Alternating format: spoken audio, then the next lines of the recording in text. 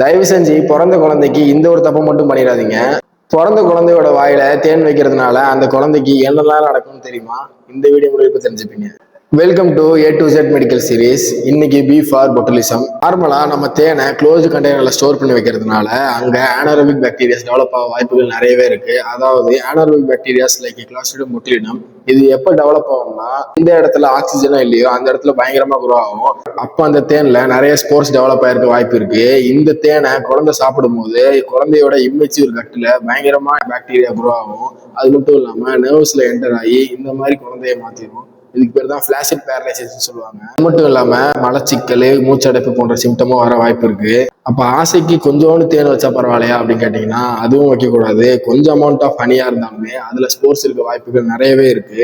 அமெரிக்காவில் கிட்டத்தட்ட 2021 மட்டும் 181 கேஸ் ஃபைல் ஆயிருக்கு. இனிமே தயவு செய்து பிறந்த குழந்தைங்களுக்கு தேனை நாக்கில் வைக்கிறத தவிர்த்துக்கோங்க. இந்த மாதிரி யூஸ்ஃபுல்லான கண்டென்ட்டை நீங்க தெரிஞ்சுக்க நம்ம ஐடியா ஃபாலோ பண்ணிட்டு உங்க ஃப்ரெண்ட்ஸுக்கு இந்த வீடியோ ஷேர் பண்ணி விடுங்க. அடுத்து நம்ம A to Z சீரீஸ்ல லெட்டர் சிக்கு என்ன வீடியோ போடலான்னு கீழே கமெண்ட் பண்ணுங்க.